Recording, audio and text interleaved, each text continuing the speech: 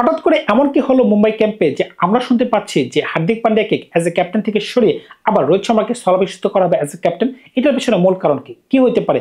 যা রটে তার কিছু কিন্তু বটে, গুঞ্জন যেহেতু শোনা যাচ্ছে এটা কিন্তু হইতেও পারে।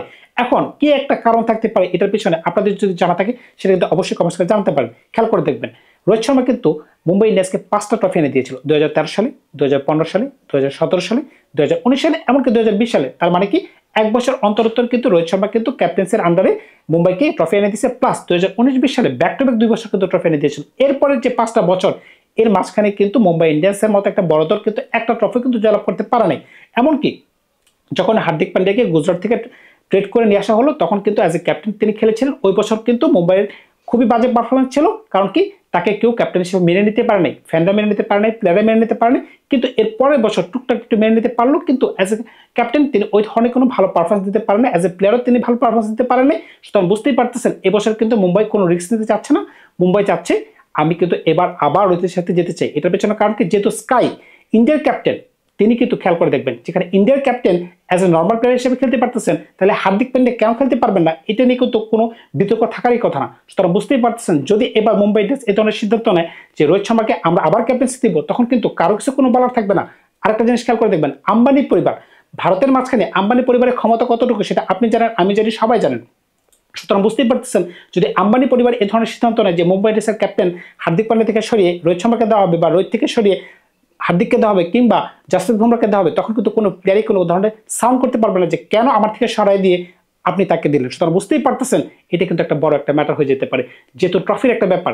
গত বছরের খেলা যদি খেয়াল করতে পারেন, মুম্বাই কিন্তু ভালো যাত্রা নিতে পারে নাই। এটার পেছনে কারণ কি ছিল?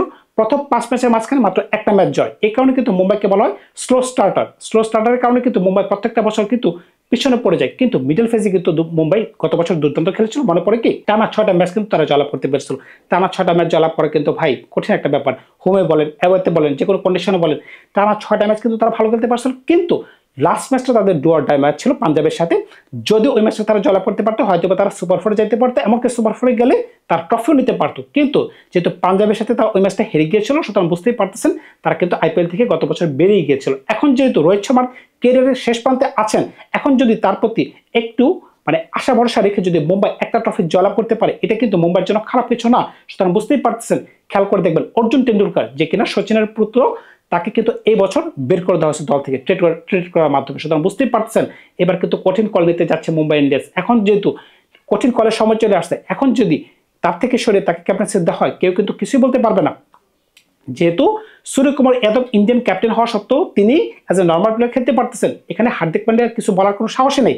আরেকটা জিনিস খেয়াল করে দেখেন, ভারতের যেটা সমস্যা মুম্বাই ইন্ডিয়ান্সের কিন্তু একই সমস্যা। ভারতের জাতীয় দলের কথা বলতেছি, যেখানে তিলক বর্মা তিনি ব্যাটিং করবে নাকি সূর্যকুমার যাদব তিনি ব্যাটিং করবে, এই যে একটা সমস্যা, এটা কিন্তু মুম্বাই ইন্ডিয়ান্সের সমস্যা। কারণ তারা দুজনেই কিন্তু ইন্ডিয়ার হয়ে ফ্ল্যাকচুয়েট করে কিন্তু 3 আর 4 এর মাঝখানে। খেয়াল করে দেখবেন এই বছর যে কে 3 নম্বরে ব্যাটিং করবে এটা কিন্তু বলা যাচ্ছে না। এখন যদি আইপিএল এর অকশনের কথা বলেন, আইপিএল এর অকশনে কিন্তু এবার মুম্বাই ইন্ডিয়ান্স শুধুমাত্র বসে থাকবে। এটার পেছনে কারণ কি?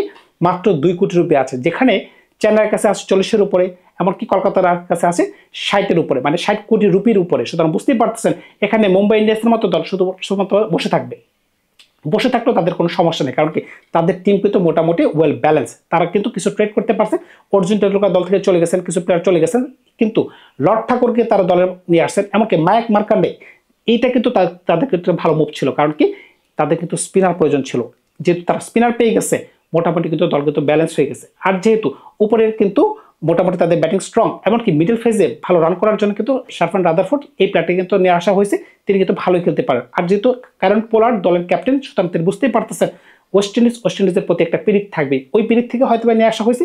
কিন্তু এই প্লেয়ারটিকে একটু কথা বলতে চাই, মনে পড়ে কি আপনাদের বিজয় কুমার বৈশ্যাক, তিনি কিন্তু গত বছর দেখিয়ে দিয়েছিলেন যে অফ স্টেপের বাইরের বল যে রাদারফোর্ডের একটা সমস্যা, এটা কিন্তু প্রমাণিত হয়ে গেছে। এখন এবছর তিনি মুম্বাইতে কিভাবে খেলতে পারবেন সেটা কিন্তু দেখার বিষয়। কিন্তু মুম্বাই টিম কিন্তু খুবই ভালো। খেয়াল করে দেখেন উপরে রোহিত শর্মা, রায়ান রিকটিলন, যদি রায়ান রিকটিলন না খেলতে পারেন তখন কিন্তু উইল জ্যাকসন খেলতে পারবেন। উইল জ্যাকসন কিন্তু তারা ছাড়ে নেই, তাহলে 1 আর 2 কিন্তু হয়ে গেছে। 3 আর 4 সূর্যকুমার যাদব, তিলক বর্মা, দুর্দান্ত কিন্তু। এখন 5 নম্বর পজিশনে হার্দিক পান্ডিয়া যদি চলে আসে, 6 নম্বর পজিশনে যদি রাদারফোর্ড চলে আসেন, শার্ফান রাদারফোর্ড যাকে ট্রেড করে নিয়ে আসা হয়েছে, টপ 6 কিন্তু মোটামুটি পাওয়ারফুল। 7 নম্বর পজিশন যদি নামানদিরকে খেলানো হয়, দুর্দান্ত কিন্তু হয়ে গেছে। 8 নম্বরে মিচেল স্যাপনার, তিনি কিন্তু গত বছর দুর্দান্ত বোলিং করতে পারছেন, এমনকি কিছু ক্রুশিয়াল ম্যাচে ভালো রানও করতে পারছেন। টপ 8 কিন্তু হয়ে গেছে। আপনি খেয়াল করে দেখেন এখন কি 9, 10, 11 আমি 9 নম্বরে মাইক মার্কান্ডেকে দলের উপরে চাচ্ছি, কারণ কি তিনি কিন্তু ভালো বল করতে পারেন, লেগ ব্রেক বলার কিন্তু আইপিএলে খুবই চলে। সুতরাং বুঝতেই পারতেছেন এই প্লেয়ারটিকে কেন ট্রেড করে নিয়ে আসা হয়েছে। 9 নম্বর যদি হয়ে যায় 10 আর 11 তো অটো চয়েস ভাই, জাসপ্রীত বুমরাহ আর হচ্ছে ট্রেন্ট বোল্ট। সুতরাং বুঝতেই পারতেছেন দল কিন্তু মোটামুটি সেটেল। এখন ইম্প্যাক্ট প্লেয়ার যেহেতু খেলার সুযোগ রয়েছে, এখন কিন্তু মুম্বাই কিন্তু চাইলে প্রপার ব্যাটসম্যান যদি প্রয়োজন হয় রবিন মেসির দিকে যেতে পারবে, আর যদি বলারের প্রয়োজন হয় যেহেতু শার্দুল ঠাকুরকে কেনা হয়েছে, যদি তিনি এরকম পজিশনের প্রয়োজন যে টুকটাক বোলিংও প্রয়োজন টুকটাক ব্যাটিংও প্রয়োজন, তখন কিন্তু তারা শার্দুল ঠাকুরের দিকে যেতে পারে। আর যদি মনে করেন যে না প্রপার বলারের প্রয়োজন, তখন কিন্তু দুজনের কাছে তারা যেতে পারে। এক হচ্ছে অশ্বিনী কুমার আর হচ্ছে দীপক চাহার। খেয়াল করে দেখবেন দীপক চাহার যাকে প্রায় 10 কোটি টাকা দিয়ে কেনা হয়েছে, 10 কোটি রুপি দিয়ে কেনা হয়েছে, 9.25 অথবা 9.75 এরকম একটা ফিগার হতে পারে। তিনি কিন্তু ওই ধরনের কোনো পারফরমেন্স কিন্তু গতবার দিতে পারেননি। খেয়াল করে দেখবেন তার মাঝখানে কিন্তু ওই ধরনের পটেনশিয়ালিটি কিন্তু মুম্বাই কিন্তু খুঁজে পাচ্ছে না, কিন্তু এবছর কিন্তু তাকে কিন্তু রিলিজ করেনি। এটার পেছনে কারণ কি, হয়তোবা তাকে আমরা একাদশে দেখতেও পারি, কিন্তু তিনি কিন্তু ভালো বোলিং করতে পারতেছে না। এটার পেছনে কারণ কি, ধোনি কিন্তু তাকে ভালোভাবে ইউটিলাইজ করতে পারছে। খেয়াল করে দেখবেন এমনও সময় গেছে যে তিনি টানা 4 ওভার বোলিং করে ফেলছেন, 3টা ওভার তো কমন ছিল পাওয়ার প্লের মাঝখানে, এমনকি 1 থেকে 2টা উইকেট তিনি বের করে নিয়ে আসতে পারতেন। কিন্তু মুম্বাইয়ের মাটিতে ভাই উইকেট ফালানোটা খুব কঠিন একটা ব্যাপার। এই জায়গায় মুম্বাই ইন্ডিয়ান্স একটু ফিজিক্যালি ফেসে দিতে পারে, কিন্তু নতুন বলে এতটা সমস্যা হবে না যেহেতু 10 বোল্ট রয়েছে। কিন্তু যখন ডেথ বোলিং এর ব্যাপারটা থাকবে, এক প্রান্ত থেকে হার্দিক পান্ডিয়া আগলে ধরে রাখবেন, হার্দিক পান্ডিয়া না সরি জাসপ্রীত বুমরাহ, কিন্তু অন্য প্রান্তে হার্দিক পান্ডিয়াকে সরি জাসপ্রীত বুমরাহকে সঙ্গ দেওয়ার মতো কোনো বলার কিন্তু আমি খুঁজে পাচ্ছি না। শুধুমাত্র এই একটা জায়গায় হয়তোবা মুম্বাই ইন্ডিয়ান্স একটু ফিজিক্যালি ফেসে যেতে পারে। এছাড়া আমার কাছে মনে হচ্ছে না কোনো দুর্বল দিক আপনি মুম্বাইয়ের খুঁজে পাবেন। ব্যাটিং বলেন, ফিল্ডিং বলেন, মিডল অর্ডার বলেন, ফিনিশার বলেন, এমনকি সব দিকেই বলেন। সুতরাং বুঝতেই পারতেছেন কিন্তু অর্জুন টেন্ডুলকারকে এবার যে তারা দল থেকে বের করে দিছে, খেয়াল করে দেখেন সচিনের পুত্র এত বছর ধরে তারা দলে রাখছে, শুধুমাত্র 20 লাখ রুপি দিয়ে তাকে কিনছে। টাকাটা এখানে ফ্যাক্ট না, তিনি টাকার জন্য খেলেনও না, কারণ কি তার বাবা তার জন্য যে পরিমাণ পাহাড় সমান টাকা জমায় রাখছেন। সুতরাং বুঝতেই পারতেছেন তাকে যদি আজ থেকে 3-4 বছর আগে দল থেকে বের করে দেওয়া হয়তো তিনি হয়তো বা হোঁচট খেতে খেতে আরেকটু ভালো কিছু খেলতে পারতেন বা ভালো কিছু জায়গায় যেতে পারতেন।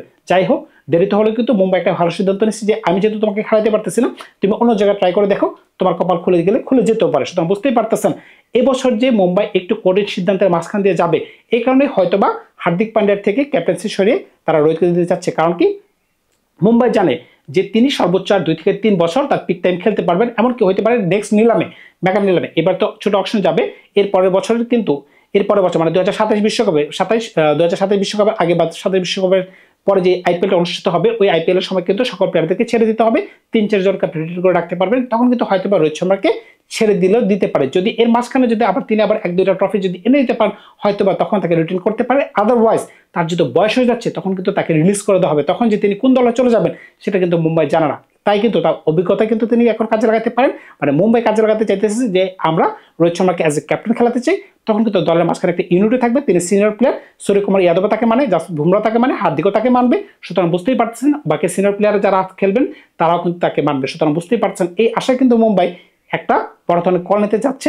এখন কিন্তু তারা মোটামুটি এটা একটা ফিক্স একটা পজিশনে চলে যাচ্ছে, যেহেতু গুঞ্জন পর্যায়ে আছে, এটা কিন্তু বাস্তবে হইলেও হইতে পারে, যেহেতু যা রটে তার কিছু কিন্তু বটে। ধন্যবাদ সবাইকে, ভালো থাকবেন। আপনারা নতুন কোনো গল্প নিয়ে খুব শীঘ্রই হাজির হবো আপনাদের সাথে।